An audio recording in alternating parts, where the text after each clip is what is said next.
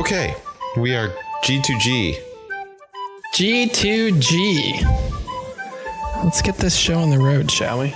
I like roads. Where we're going, we don't need roads. All right. Got all my stuff. Everything's You're gonna in fuck it up. Okay. I'm not. I'm going 1 for 1 today, Chris. Okay. You want to bet me? I'll bet you $1. Sure. Hello and welcome to the Game Brew Podcast, episode 29. I am your jackass, Ian Richard, and I am joined by f***hole Chris Wrights. That hurts my feelings. Cloud Dan Rods. I'm kind of funny, I guess. Son of a bitch, Will Shell. Shit-face Alex Ryder. What is going on? And genuinely kind and caring person, Allison Vandevender. Yeah, I'm clearly too Alex. I do not understand today's intro. What happened while I've been gone? There's been a lot of hate. I'm leaving. Today, leaving. we will look at some lapsed IPs that we want to see resurrected, and in the second half of the show, we'll get into why there are so few non-violent video games. But first, it's time for a beer. Chris, what are we drinking this week? Well, because you've been such an arrogant bastard already this show, it's only fitting that we drink Stone's Arrogant Bastard Ale. Nom nom nom nom nom nom nom. So Stone is from San Diego. They started out in 1996. They're the 8th largest craft brewer in the U.S. And they have, I believe, additional locations in Berlin, Germany, and also in Richmond, Virginia. And I've actually been to the Richmond brewery, and it's pretty cool. It's very nice. You know what my favorite part about this beer is? The shit on the back, Yeah, where reading they're it. just like calling out. Yeah, especially the questions and comments section. It says, if you don't like this beer, keep it to yourself. We don't want to hear from any sniveling yellow beer drinking wimps, because this beer wasn't made for you. Like calling out multi-million-dollar ad campaigns and how like that doesn't add to the flavor of the beer. Yeah, it's great. Just being overall very arrogant. Those arrogant bastards. It's funny, the last time I drank this beer, I remember thinking how bitter it was, and it's not bitter at all. It's actually almost more sour than it is bitter. What's actually kind of really interesting is that on their website, they don't even list what the IBUs are. They're confidential. But it is 7.2% alcohol. 7.2, but it's like, it's strong for an ale. It's not like incredibly strong for like an IPA, which IPA I think is an ale. Well, that's what I'm saying though. It's not an indie pale ale where usually they're more bitter, right? This is just a regular ale. Well, bitterness and alcohol content are not really correlated. They're not. Like having more hops in something does not make it more alcoholic. Really? No. The alcohol comes from the malt turning, like basically from, like the yeast eats the malt and turns that into alcohol. The yeast eats the malts. The yeast eats the malts. That's how we get the beer. The yeast eats the malts. Flipping through my old school television HD antenna channels today. Bill Nye the Science Guy was on channel 11.3. Nice. Wow. Which was, 3. and they were talking about how yeast eats sugars and does its thing. And poops. Oh, cool. And makes And alcohol. poops. Science. Makes alcohol. Should have watched Bill Nye. So are we adding a game brew fact? No. Drinking beer is drinking poop? Yeast poop. Yep. Yeast poop? Yes. Yeast poop. Beer is yeast poop. Game brew fact. Actually, that might be a Bill Nye fact, actually. So we might not be able to capitalize on that. We need to cite our sources. I mean, really, Bill Nye's like our best friend, right? So it's fine. I'm sure he's chill with it. Very cool. So that's the beer this week. What's everybody been up to game-wise? Chris, do I owe you $2 now? What's everybody been up to game-wise? I'm sort of stuck in a rut with like things that I've already played before. I don't even I'm not even excited about them enough to talk about them. Well, since I wasn't on the last episode, and I played this before then, but I do want to talk about it. I played a new EA game. It's like an EA indie game called A Way Out. Mm-hmm. Have you heard about this game? That's the prison one, right? Sounds familiar. Yes. So it's like you have to play with someone else. Like you cannot play by yourself. Oh, You I have was to really have someone excited else. about that one. Yeah, it looked really cool. It's kind of like a walking simulator for part of it, and is very story-based and cinematic. Ooh. And I enjoyed it, and it was definitely really cool I played it with my friend Tyler, who I've mentioned a couple times before, but like me and him were sitting next to each other playing the game, which was a lot of fun. That's what we loved doing growing up was playing like split screen co-op games. So like when it came out, I was like, we're playing this. And overall, like, did you play through it in one sitting with him? Yeah, it's about 6-ish hours, so it's kind of short, but it's only $30, so they kind of balance it out. It was pretty fun. There was some things that I'm just like, why is this here? This doesn't really feel like it fits in. Like there was a lot of mini games just kind of thrown in there. Interesting. And like you could have little competitions with them. So they were kind of fun to cut up some of the time sometimes. And like we would spend like 5 minutes doing them. And usually I would lose. He would beat me in them. And I'd be like, well, fuck this. We're going to something else. This game is stupid. There's 2 different endings you can get. And I don't want to spoil anything. But it basically ends one of 2 different ways. And it can be very disappointing for someone. Oh no. Based on how it ends. So either you find a way out or you don't find a way out. But I mean, it's definitely a great game to play with a good friend for sure. That's cool. And you don't regret the price of admission. I feel like that's the big thing with this, right? Like you paid your $30 price of admission. You feel like you got $30 out of it. Well, the way I think about it is I paid about $2.50 per hour of fun because it was basically split between me and another person. So, oh, you split the price between you and another person. And actually, what's kind of cool is like 2 people don't have to buy the game. Only one person needs to buy the game, and the other person can like it's a friend pass. Wow. So, nice. I'm down for which it now. is really cool. I'm actually yeah. That Yeah. was like the coolest thing EA's done in decades. Yeah, they were probably they're probably like, oh shit, remember that Battlefront 2 stuff? We have to do something to get some of our fans back because everyone hates us. But cool, it was a fun experience. I would definitely recommend it. Anybody else want to jump in here? All right. I jumped on the Fortnite train with all the college bros and myself. And my middle school kids. Yeah, and my brother, because my brother and sister-in-law play Fortnite all the time. So I'm like watching them play and I'm just like, I guess I'll try it. And it's good. It's like PUBG for babies. And that's like So PUBG is for babies.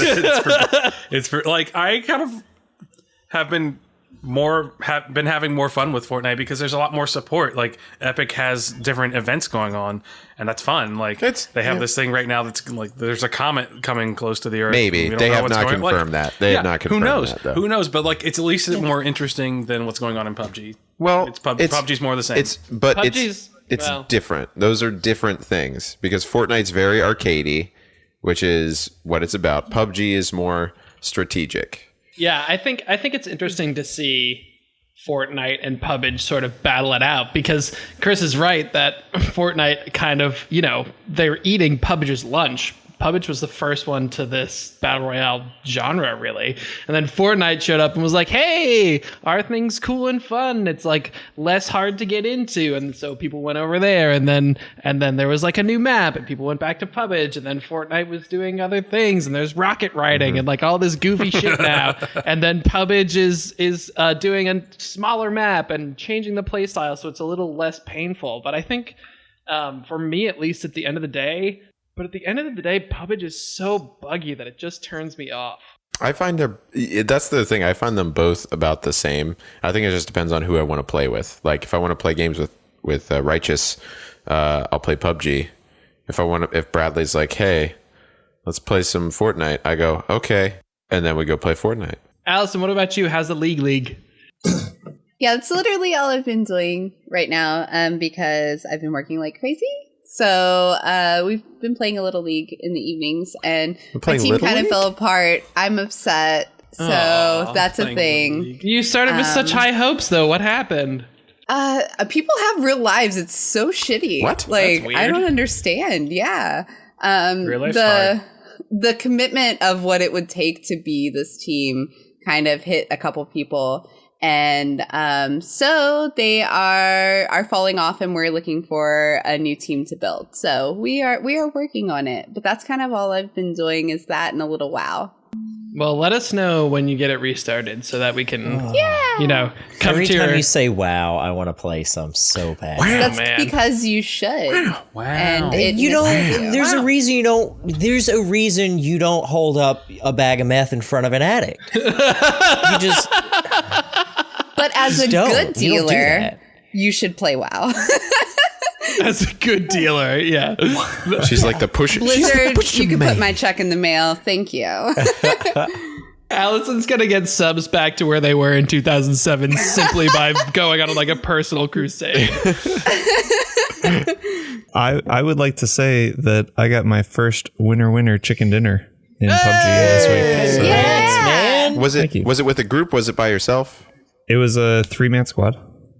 3-man squad. I was the Menage squad. Congrats, man. yeah. Classic Menage squad. Menage Perfect. squad. I Yeah. love So Menage squads. I had a kill, and I was not alive for the very end. But yeah, Nice. But your spirit lived Still on. counts. my spirit right. lived on. Still And you counts. contributed. It counts. Totally That's counts. awesome, Well- dude. Well, congrats. So, in honor of our beer of the week, we are going to overconfidently discuss some old IPs that we'd like to see come roaring back into gaming. So, there's a ton of cool stuff out there that's just been lost in the annals of time, if you will. In the annals And of The time. what if time? Oh, What if time? the annals. Those Oh, annals of okay. time. I don't know what this is a turn of phrase that is common. Anyways. I think it would be cool to see a lot of these things come back. So what do we got, guys? Throw some stuff out there. Oh, goodness gracious. Why don't you hit us with one, Ian, first? Tell us what You want me to hit you with one? just hit us with I don't one. think you can handle it. Descent. Listen, Descent. Beyonce. Descent. I think we can handle it. Descent was Descent's claim to fame was that it was a true 3D shooter, which tells you how old Descent was. Yeah. So this is a PlayStation 1 original title, and you were essentially in a drone that would fly through like cavern systems, and you could do 360 degrees basically in every direction, fire rockets and shoot machine guns. It's a really cool concept to have a first-person shooter that's doesn't make you a human or a humanoid, Yeah. I think. And especially in the age of drones, I think they really got something on their hands there that they could make happen. I don't know. I just think it would be cool. Yeah, that game was. I remember playing that on my PC, like back in the day. It was not the best PC in the world, but yeah, or the demo at least. I must have played the demo like 5 times. Yeah, from one of those demo discs Yeah. that came in the mail. Yeah, those things are great. Yeah, it was fun. It was hard because it was like you were a ship kind of thingy, and you're flying around and trying to find, like, you're trying to shoot bad guys and find extra stuff. I think I actually tried to play it with like a flight stick because why not? Sounds like a pretty decent experience. Apparently, you can purchase it on Steam right now for $6.99. Oh, so there's that. Nikes, I will do that. I'm sure GOG as well has it. But it was just a great game, and I'd love to see innovative first-person type shooter stuff come back, and that's a thing that would be cool. Speaking of first-person shooters, does Half-Life fall into... No. Are you going to jump on the Half-Life 3? Come on, man. Yeah, it's Just coming stir out, the guys. pot. Jesus No, Christ. I'm serious. Like, why have they not brought this back yet? Because I'm not they saying made about too much Half-Life money. 3. I'm saying I want it back. They make too much money with Steam and they don't care. They don't care, and also the zeitgeist is too big. There's too much like nostalgia hype surrounding Half-Life 2, and anything they do is not going to be able to measure up. So they're That's just very not true as going well. to. I'm totally gonna disagree with that. If you put your time, my mother told me I could do anything when I was a kid, and damn it, Gabe Newell can do anything if he puts his mind to it. Listen, Gabe, I mean, I'm pretty sure he said he's probably not going to make it, That's too big. That's too big of a game to make. It's too big to I figure it'll succeed. be about like 50, 60 gigs. Okay, so here is the one thing that Will does have in his favor in terms of the whole Half-Life 3 thing. Recently, Valve has confidently stated that it is back in the business of making games. So it's They did very just also- possible that we could see some old Valve IPs getting resurrected, but I do not think Half-Life 3 is going to be one of them. They did just buy the company that did Firewatch, Yeah, which is interesting. I'm just saying I want it back. I know I'm probably never going to get it, but I want it. I think we let Gordon Freeman right off into the sunset at this point. No. Speaking of other first-person shooters, Yes. I think you guys like Time Splitters, right? Oh yeah, I never played Time Splitters. How did you not play Time that Splitters? was like a I don't know, I just missed PlayStation it. Era. I feel like it was on GameCube too. It was on or GameCube. Xbox, one of them. Time Splitters 2 was on GameCube, I think. Yeah, I enjoyed them just because there was so many goofy things you could do with it. It had a sense of humor. It had bots, which was nice. Just like it had a fun storyline. It was just a fun game. What? So it was like goofy. What else made it unique? Because I remember thinking Time Splitters was just perfect dark for people who didn't have an N64.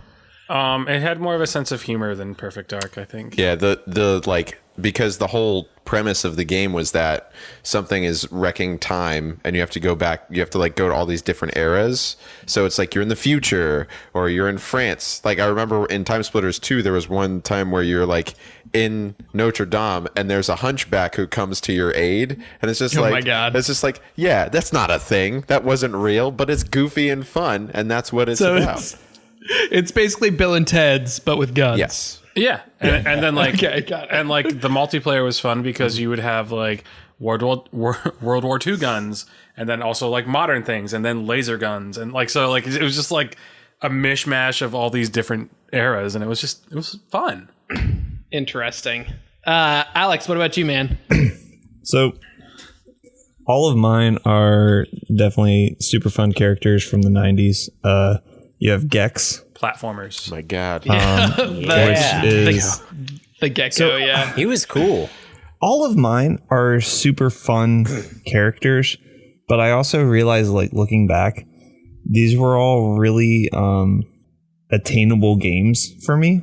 Not being like the best video gamer, these were all really easy, fun games to just jump into, pick up like months after you've played them, and still be able to like do fun stuff in the game. Yeah, they were accessible.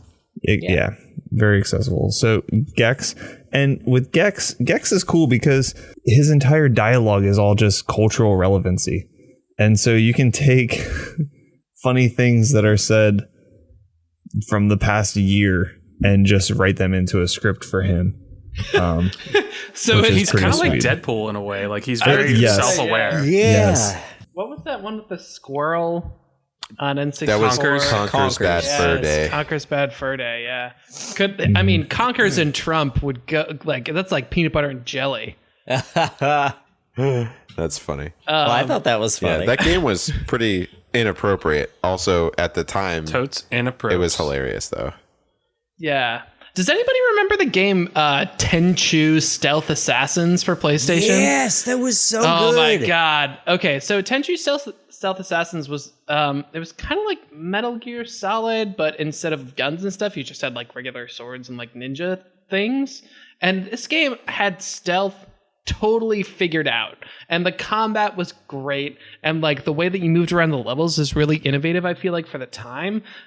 So it was almost like an incredibly complex stealth brawler, but you also could like climb on top of buildings. Like the whole everything was traversable, which in like PlayStation Dishonored? 1 times, yeah, but like yes, it's very much like Dishonored, but way earlier. It was so good, and I don't even know if there was ever a follow up to it, but I think the there original was at least something was called pretty good. Tenchu Z.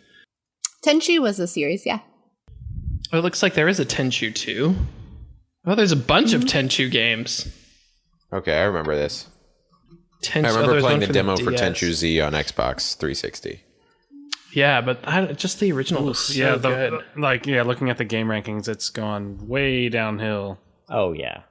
Oh, it just It was really crapped itself neat over time, and I guess. borderline. I think it was kind of innovative when it first came out. Oh my god, so innovative.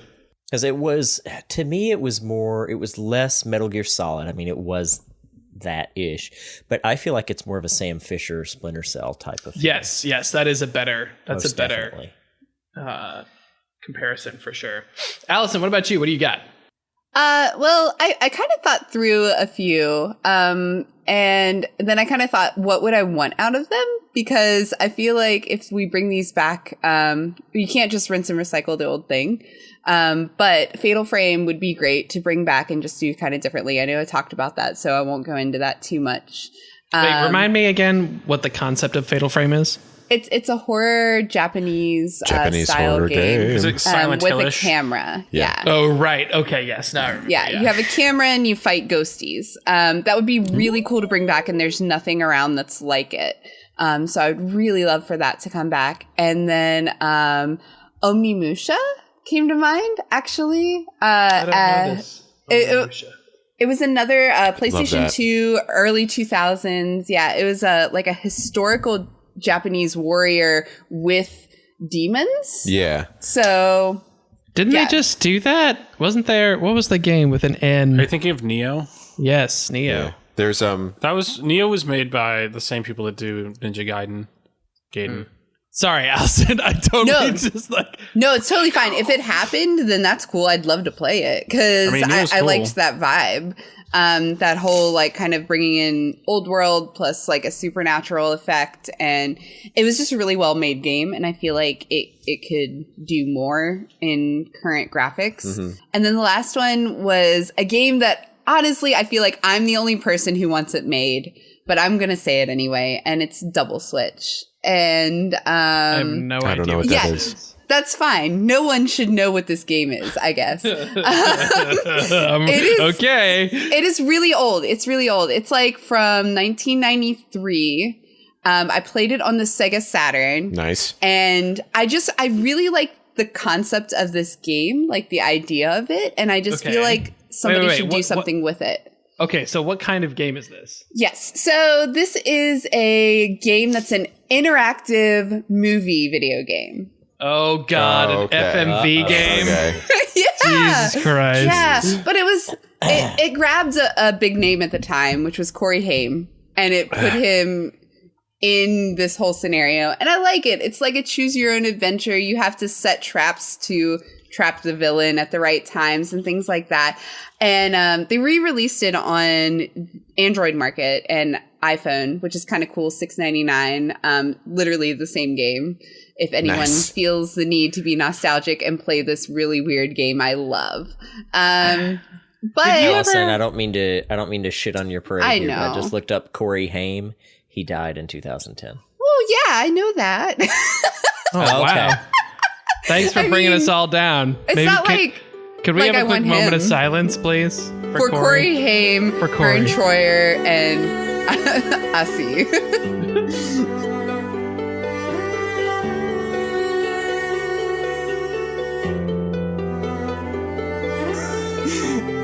But no, I feel like there's something cool that can be done with those games, that kind of style, and play it into the current market with the butterfly effect that exists now, that they've really gotten a lot of cool things into. I just feel like it'd be something fun to do. Go look up Her Story. If you liked the Corey Haim FMV game, you would totally dig Her Story. FMV games making a comeback.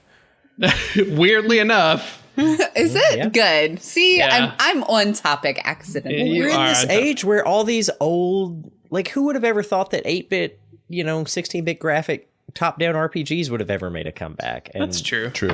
True. all sorts of stuff. Our generation loves nostalgia. That's the reality. Yeah.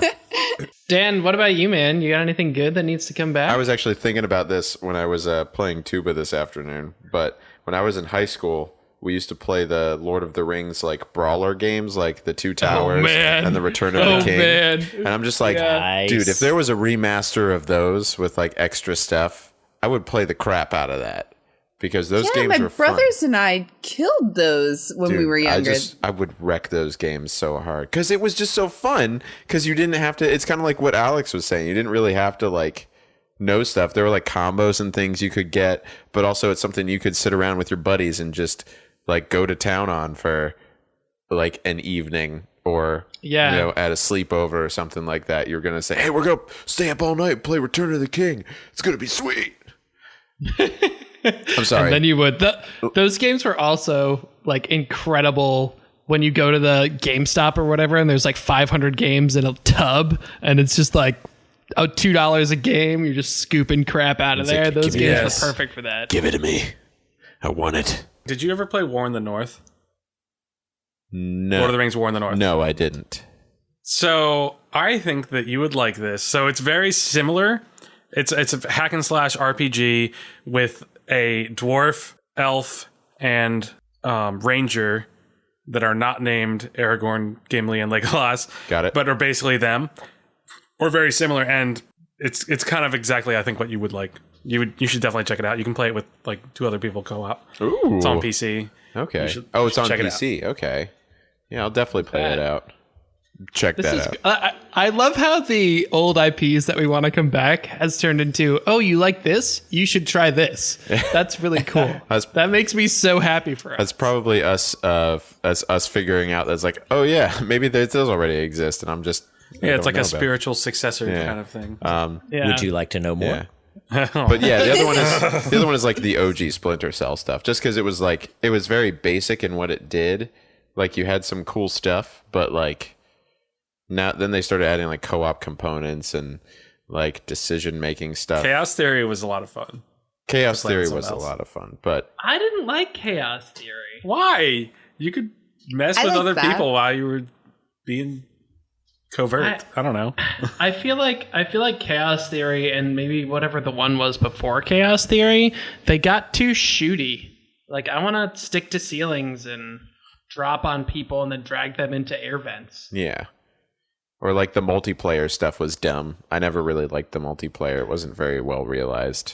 So Chris, one of them on your list like gets my game juices flowing. Yeah. And that I forget. Allison, do not make that face. Yeah. Maybe I had so many comments, maybe but I I'm should editing myself. rephrase. We're good. We're good, guys. Chris, one of the things on your list really interests me. Jade Empire, which totally deserved a follow-up, but never got one. Wasn't that a Lucas? That's because they got distracted with like Mass Effect. Oh, that was But Jade and Dragon Age, but like Jade Empire was a ton of fun. And I mean, it was basically just a different skin on KOTOR, which I also think would be a lot of fun.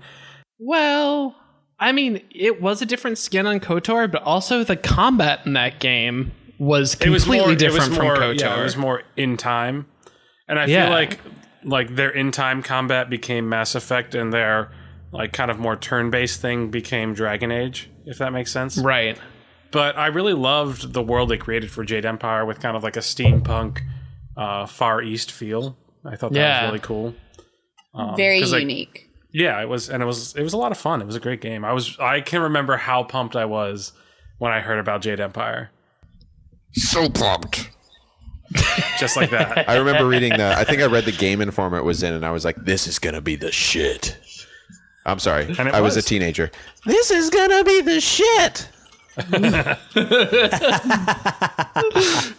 And then it was great. Yeah. Well, all right, I'm going to throw a couple other things out there, and we can see if anybody else cares about them or not. Pilot Wings. No. Eh. Well, come off. Love Pilot Wings. All right, you guys suck. Hexxen. I could care less. Hexxen? Hexxen? You guys don't remember? So Hexxen was like Doom, but instead of guns, you had like a staff and spells, and it was like demons. Well, I guess Doom is still demons. I mean, but, that's Yeah. kind of like Clive Barker's Yeah. Undying. You could just use that Okay. instead. do you guys remember Vampire the Masquerade Bloodlines? I do remember that. That is a Okay. That was a good game. was So- a good game. I did So that. White Wolf is the company that like owns Vampire the Masquerade or owned Vampire the Masquerade. I think White Wolf actually folded since then. But they have this huge universe full of all this lore about vampires and werewolves and mages and changelings and like all these cool things that live in what is essentially quote unquote the real world. And it's a shame that that's not being mined for some really interesting material because there's so much there to use. They made a couple movies about that. Did they?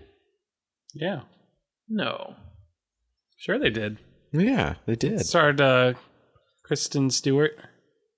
Oh my God! Get I'm Team Jacob, so get out of here!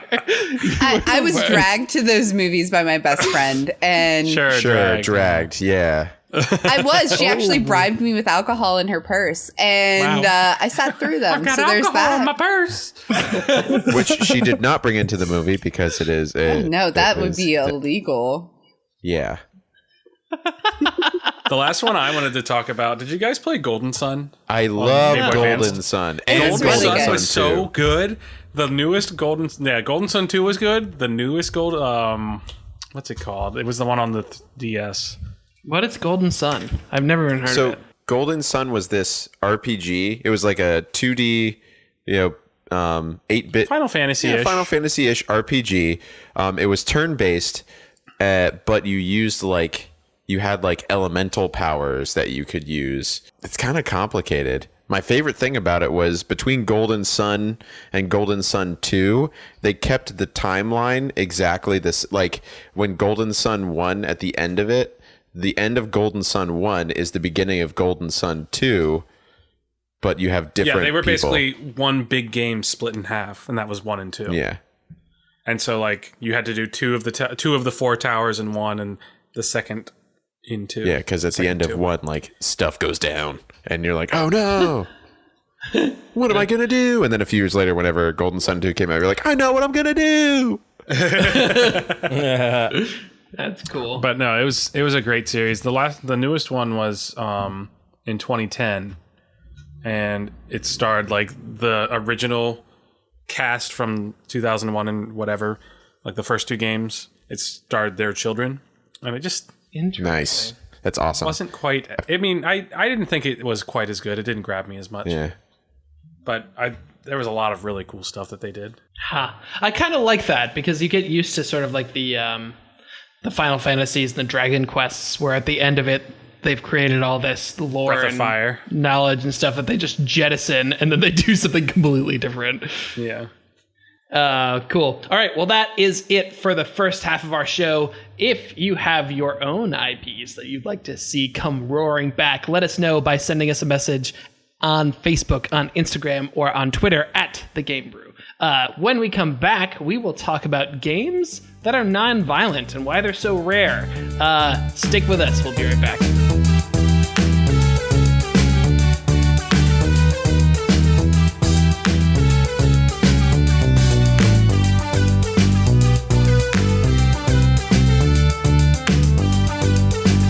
Hello and welcome back to the second half of the Game Brew podcast. Let's check in with our beer, Arrogant Bastard.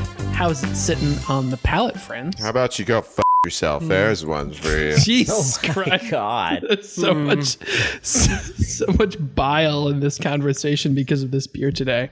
It's vile. It is pretty heavy. Like, I mean, you don't notice initially, but then you keep drinking it, and then it's like, ooh, boy, I'm getting drunk.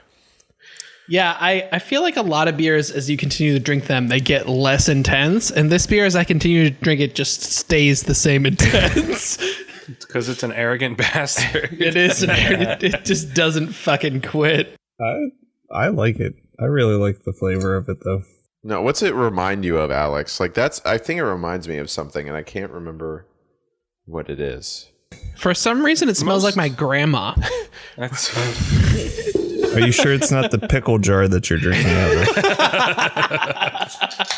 of? You might be right. Although I find that the IPAs that I really tend to like are not the ones that are just like ridiculously aggressively hopped. Like Heavy Seas Loose Cannon is not like the hoppiest of IPAs, but I love it because it's just a very good balanced beer. Whereas this is like not as balanced. It's just very aggressively hopped. but it's also not an IPA, I feel What? obligated to point out. Yeah. This is absolutely an IPA. Are you sure? I mean, do you want me to look it up? Like, I do want you to look it up. Allison, are you drinking tequila?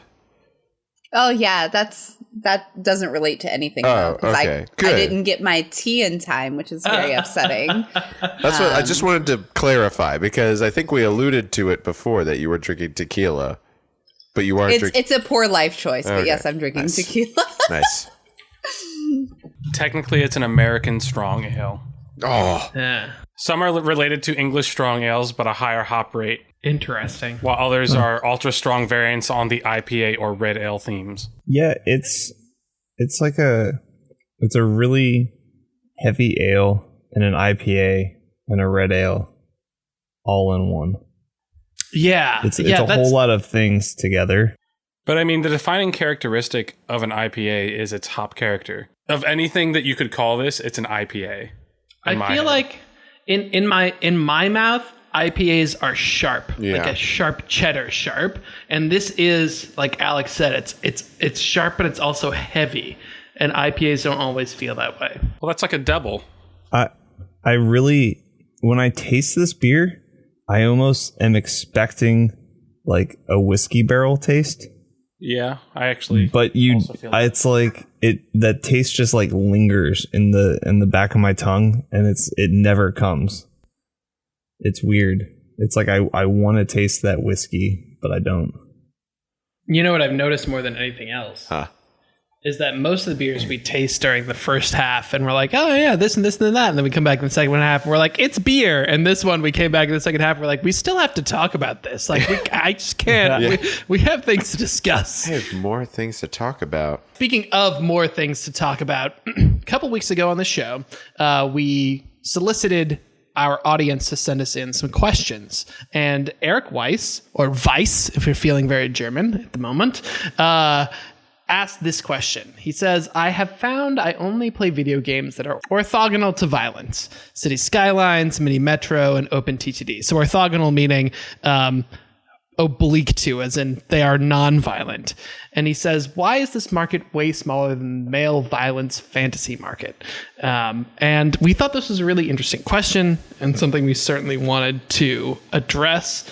And it's something that when we think about games as an art form, it's something that games actually have a problem with in my mind. That is, if you look at other art forms, music, literature, etc., there's a wide variety of topics that these things can speak about. Whereas in gaming, we seem to talk about one topic or maybe two, and if one is violence, then the other is sex, to be honest with you.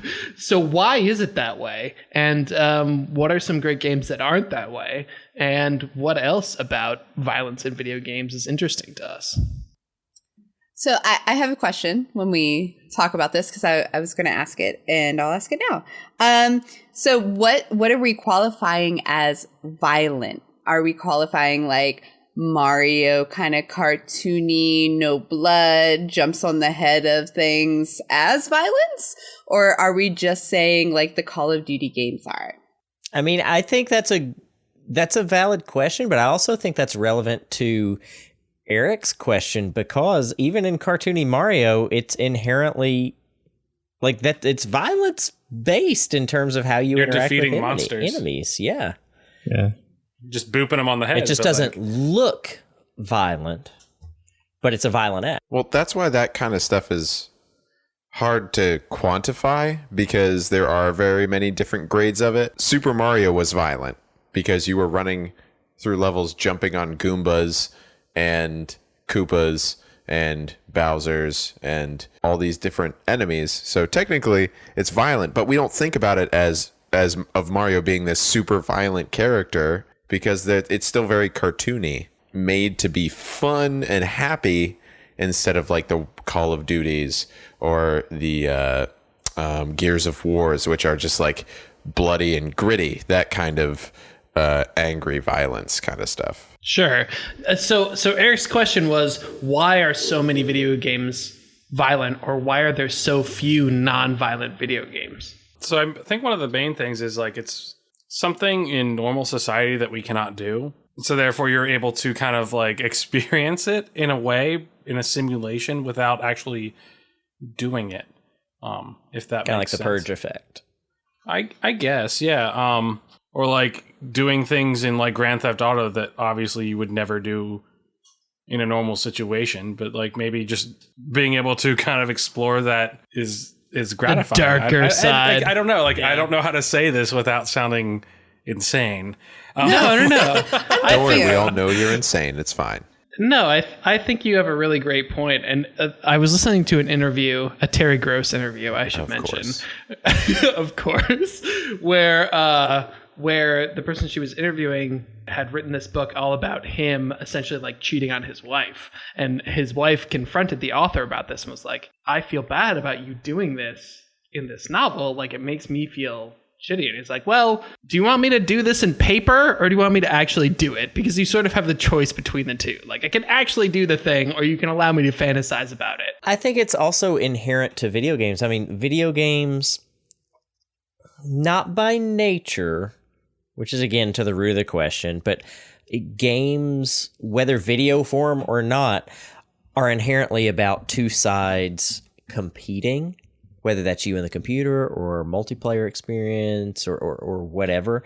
And as part of any kind of competition, there has to be some sort of action against one or the other. And those actions, I mean, what else are they supposed to be if not some sort of like physical interaction in 90% of what we do? Because it's all visual based. Yeah, and that's you might have read the same NPR article that I did. NPR article. That's what it's called now. Game Brew fact. But where the guy, I see university professor somewhere, I forget where it is, but he said that like in any sort of narrative there has to be an antagonist, or like there has to be some sort of conflict, and the easiest conflict to have is violence, because it's literally the physical manifestation of conflict. Feats of strength. I mean, yeah, that makes total sense. Yeah, it's interesting to me to think about that being kind of a scapegoat, though, right?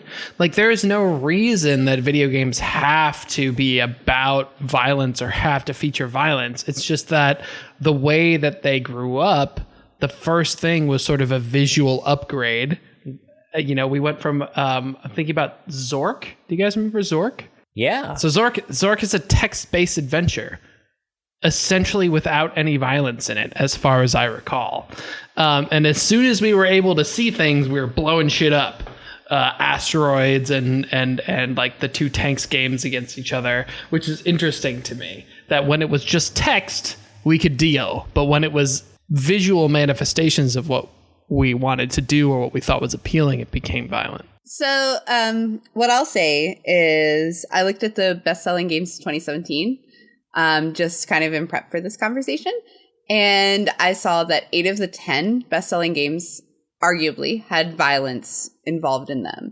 So I think it's more of a what sells. Like, it doesn't need to be in games, no, but the thing is, like, it sells.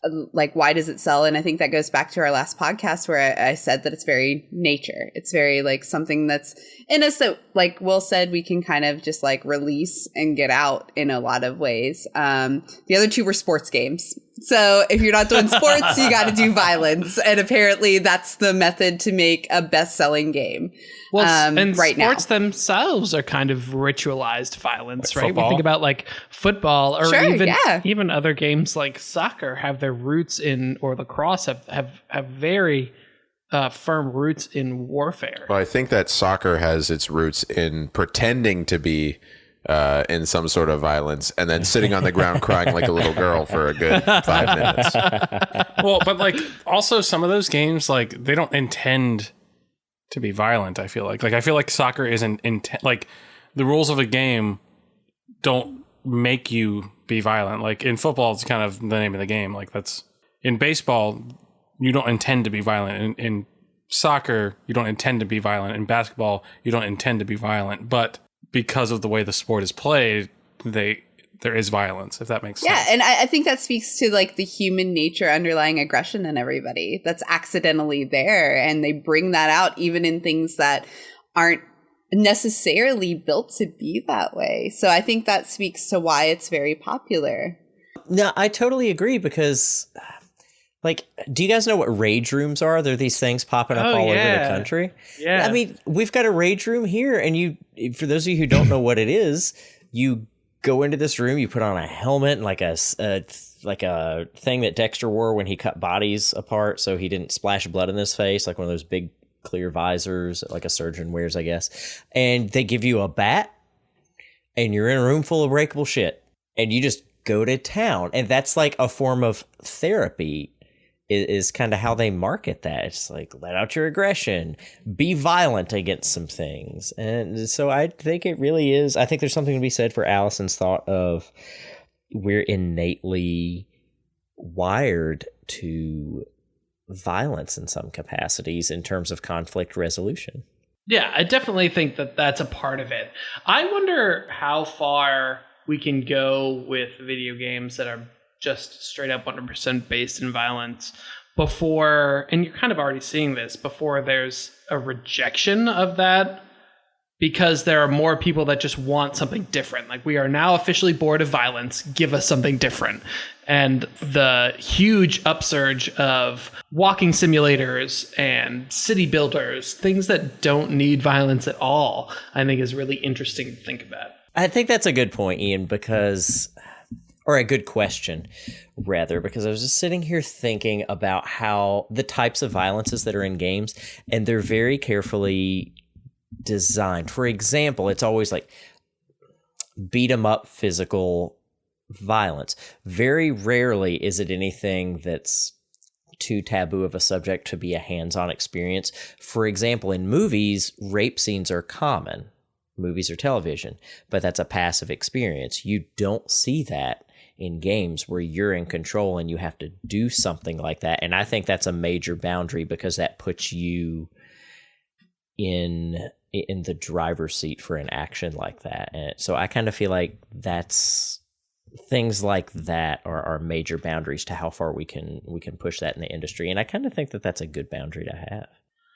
Well, and yeah, like you kind of see that like being a thing now. Like, is it Outlast where you just have a camera, kind of like in that game that Allison was talking about before? Fatal Frame. Yeah, but like Outlast, you just have a camera, correct? Yep, that's it. You can't fight like anything. That is arguably a violent game because of the content, but like you are not the one being violent. Like you're not perpetrating. You're being averse to the violence, and like there's not many games like Grand Theft Auto where you're able to do atrocious things all the time. You know, like that Will was talking about.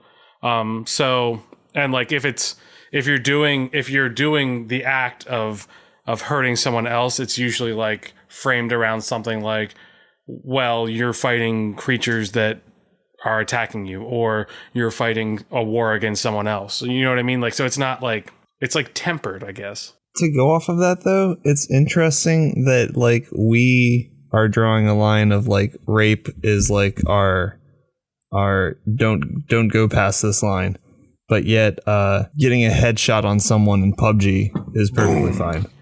And it's like that it's celebrated. It's yeah. Chicken dinner. Chicken dinner. Boom, and it's really interesting. Killtacular. This has definitely sparked a good internal debate in my mind right now with where I stand on this, because I really enjoy playing first-person shooters, and I really enjoy playing Doom and some of these really violent games. But in games like Doom, you're killing these creatures, these monsters, these things that don't actually exist in the world that we know of. Like I don't play Grand Theft Auto, and I know that in that it is very much like, hey, you can just go around killing random people in the street. And I feel like in PUBG, you are shooting someone else because they could shoot you. It's kind of like that war mentality of survival. Like I'm surviving. I don't know. I do think that there is a certain amount of endorphins that get released when your mind starts thinking in that survival mode. For sure. And I think that is probably what draws me to those games. And I get more of a release from those games than like playing Astroneer, for example. And it's like me building a planet doesn't do as much to my short-term like endorphin release that I want than going and playing PUBG. Getting a chicken dinner. Because we're hardwired to want to dominate and and enjoy the violence of domination. I mean, I think just as human beings who lived in a world where you had to kill to survive, like 20,000 years ago, it's something that we are biologically tuned to do and to feel good about. And video games thrive off of that old biological feedback loop. It's an experience that you can't get elsewhere. Definitely for me, I feel like video games in general, the reason they're popular, the reason people play them, the reason people like them, a lot of it is an emotional thing. So it's like, it's not necessarily just the endorphin release from violence. It can be something else. But I think, whereas me, like I loved the Harvest Moon games, loved them when they released. They were something really special for me. And it was just farming, and it was making these women fall in love with me. Love farming. Yeah. So it was this like weird thing of, I felt really gratified when I got all my timing correct on the farming. I felt really awesome when I got the girls I wanted to love me. And maybe that's part of my social issues, is that I can't do it in real life. So I loved that I could do it in a game.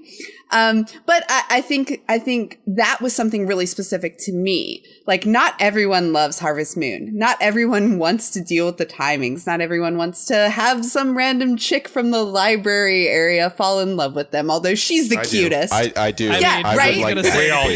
Yes. Yeah. So the only She's the person one. I think here that you're talking about that doesn't like this is probably Will.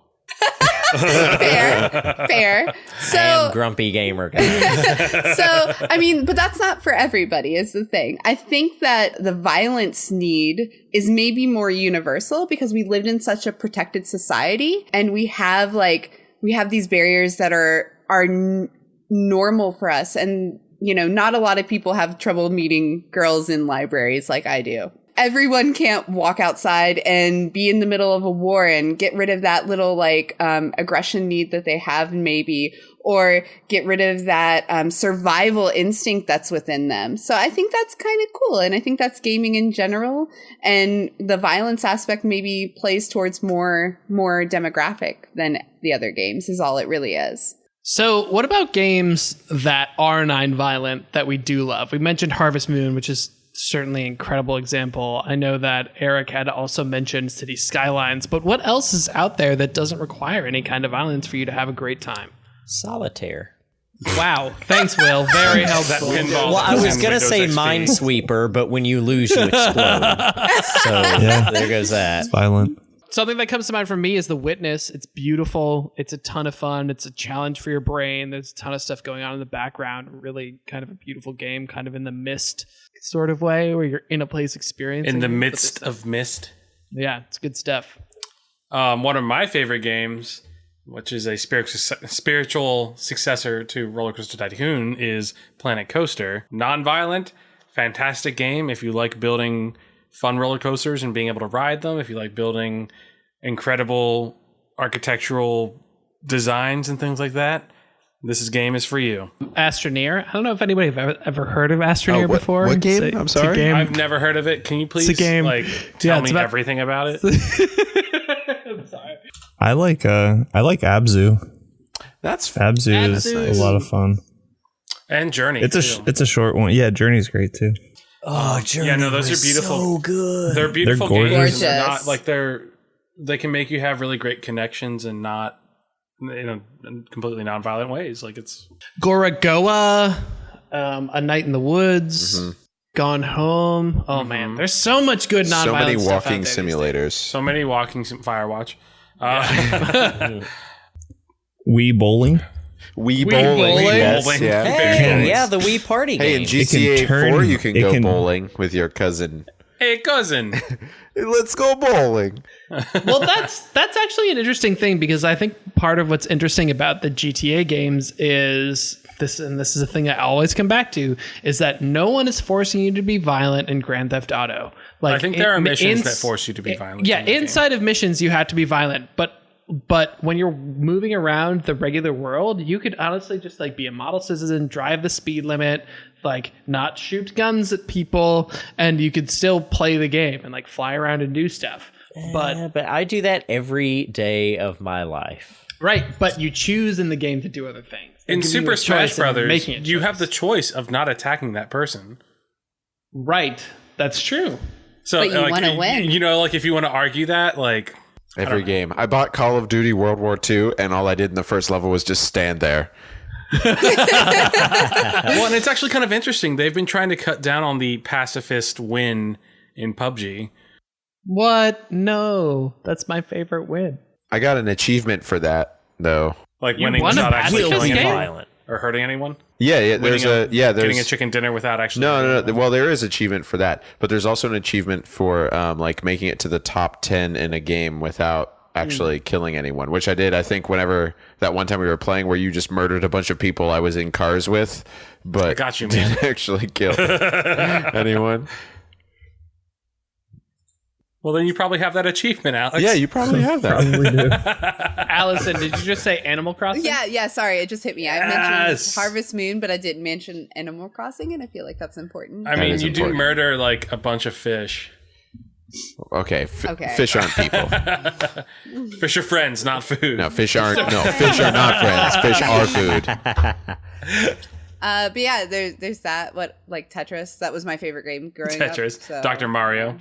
I would say Super Puzzle Fighter, but that is they're fighting. There's Yeah, they are fighting, but it's a good game. It's a good game. Portal's non-violent. Portal's not violent either. Arguably, Interesting. there is a violent backdrop to it, though. There's a violent backdrop. Yes.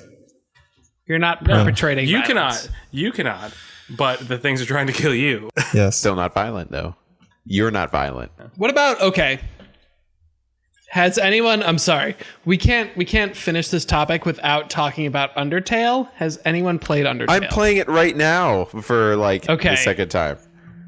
Dan, tell us about Undertale. So- Tell us how violence figures in and why it's interesting. So Undertale is interesting because it's a game that's made. It's a 2D RPG where you can play the whole game without attacking anything, or you can play the game with attacking stuff. You get XP for attacking things, and you get gold. But if you don't attack things, you get gold, but you don't get XP, so you don't level up at all. But you could potentially go through the whole game without actually attacking somebody, just by figuring out, because each of the enemies that comes up to you is like, oh, this guy comes up and he's wearing a hat, or it looks like he's wearing a hat, and you can say, oh, I'm going to insult his hat, and you insult it, and he goes, oh, he looks offended by your insult to his hat. But then So he you could continues to just- attack you. you could just say things Yeah. and like sort of whittle them down. Does that work actually? It does. Like, you could play through the whole game without attacking any single thing. It's very story based, very interesting concept. Because there are different endings depending on what you do in the game, like how you treat people. The game is literally about how you treat people in the world and how they react to the way that you treat them. It's like real life. I gotta play this game. I gotta play this. Yeah, but like if you treat them badly, like it has serious repercussions later in the game. So you shouldn't do it, or you could, and then deal with those repercussions. It's very much like life. It's cool. All right. Well, that's it for the second topic in our show. If you have comments about violence in video games, or you want to throw out some games that are non-violent that you think we should play or that you think we should have mentioned, you can reach us at The Game Brew on Instagram, on Facebook, and on Twitter. I'm trying to remember. I'm not sure if there's anything in the show notes about this, but is the mandatory fund commissioner around?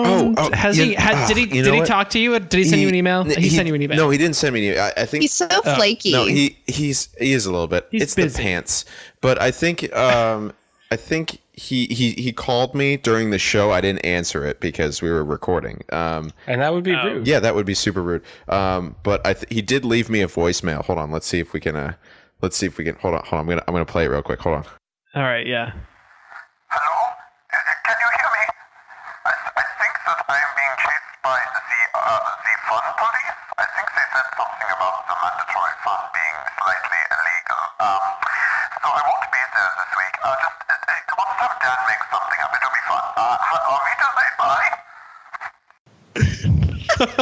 I hope he makes it. I'm really Yeah, I hope it's upset. okay. Okay, Yeah, I'll give him a call later. I'm sure he's fine. He tends to exaggerate stuff. Yeah. But Those fun police, they've been militarized lately. I don't know if you know that. Yeah, they've got a fun anti-fun slingshots, which I mean sounds pretty fun to me, but I guess it's not. I don't know. I don't understand how I'm supposed to give him my number and go on a date with him if he doesn't show up for these things. I need FaceTime. That's all. He's Allison. We'll have girl talk later. It's about okay. I appreciate that because you have the in here. I mean, yeah. But I guess I got to think of something. Okay, Chris, you have a lot of Steam games, right? I sure do. Yeah. Oh God. Okay. Do you know like the number of Steam games that you have? I know the exact number. Okay. All right. So here's what we're gonna do. I'm gonna give mandatory fun points to whoever Price is Right rules gets the closest to the amount of Steam Price games. is Right rules. Oh my God. Chris has in his Steam library. Not. Can I look at my Steam library? No. No. You can't. Okay. No checking. No checking allowed. No cheating. Here's the thing, though. As the newest person here, I go last. Sure. That's fine. Fair. That's fine. That's fair. That's fine. Okay. Allison, Alex, your only correct answer is don't cheat. one game. I'm not cheating, Chris. Okay. I'm not Nobody look. cheating. Nobody look. Okay. My PC is I've not even shared on my right library with Alex, so he. Okay. All right. Randomly selecting. I'm just gonna go first. Chris, I'm going to say that you have 178 Steam games. Is someone writing? I'll write this down, I guess. Yeah. If you could write that down, that would be great. All right. And then I guess I'm gonna pick Will. Will, you next. I'm going to go 436. What? 436. Okay. Man. I'm gonna say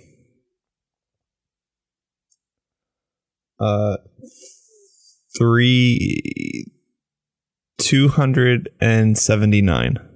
No, Okay. there's no 279. All right. Ian. I'm gonna an even 200, Bob. An even 200. Okay, 200 games. All right. And Allison? I feel like you went too low, Dan. So I can't go with one because I feel like that's going to be wrong. Are you going to do are you going to go, what was the last bid, Dan? 200. No. 201. Yeah. Shoot. I'm going to go with 190. Oh, come on. 190. Okay. All right. So now the drum roll insert here. My grand total of games owned on Steam is 485. Will wins. Oh my God. Holy crap. Went high. Damn. What? That just seemed really high. That's entirely too many games, Chris. That is way too. Chris has all the games. So there's a website that you literally. can go to see how much you've spent on games Oh, God. No. and like how much your Steam library is worth. How much is it worth, Chris? I think I've spent over 1,000, which actually in the grand scheme of things is not terrible. I mean, For 400 games, 1,000 is like down. That's what is that? pretty Like good. two and a half ish. dollars per game. Exactly two and a half. It's really not. I mean, I 2.5 buy a bucks lot per on game? Steam sales. That's good. Well, I yeah, just you wanna just say get free that- shit anytime it's free. It doesn't matter if it's That's good also or not. true. You guys don't Yes, know I your do. friend well enough, and that's why I lost. And I'm very upset Whoa. about this. Good job. Do Will. not- Will apparently knows me the best. You don't get to blame anybody else's failure on anybody but yourself. Does anyone want to Allison. guess how many DLCs I own? Oh no! Oh God, is it like 900 and something? No, it's not that ridiculous. What is it? It's less than my total amount of games. Oh, okay. That would make sense. 90. No, Way more than 250. It's more than that. 330. It's more than that. What? 400 flat? It's more than that. Oh, because you can have multiple DLCs. But like 475. also some, it's 452. 452. Jesus Christ, Dude, dude. you have too much stuff. I mean, somebody I mean, I send don't this. though. How many Somebody have send those this you man a played? trophy. That's like, wow. How many of those have you played?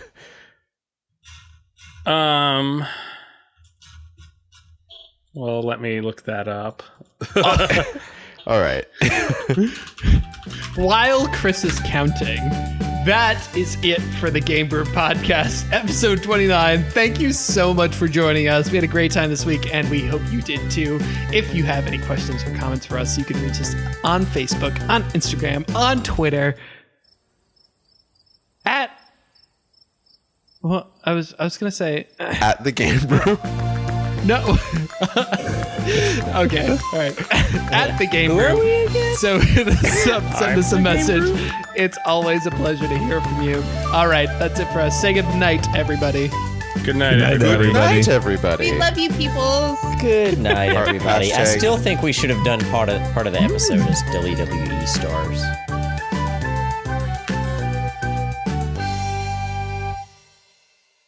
Hi. Hey. Hello. Welcome. Hi. What are you going to play for us? I can play. Not Freebird. Can we mute Will? I'm kidding. I can play the Song of Storms. Yeah, do that one. It's really hard to do bass line on it.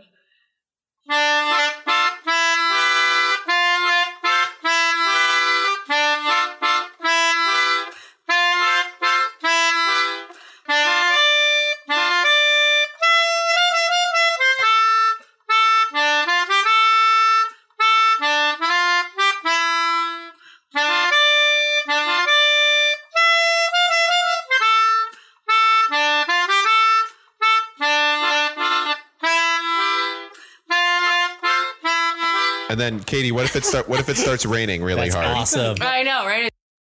Okay. Sorry. Stop drinking out of spaghetti sauce containers, man. This is a pickle jar. Fuck yourself. I love pickle juice, actually. Pickle juice. I mean, we all I'm do, weird. but like, damn. Oh God. And I'm alone while everyone's in the bathroom. I'm by myself. Nobody wanted to stay with me.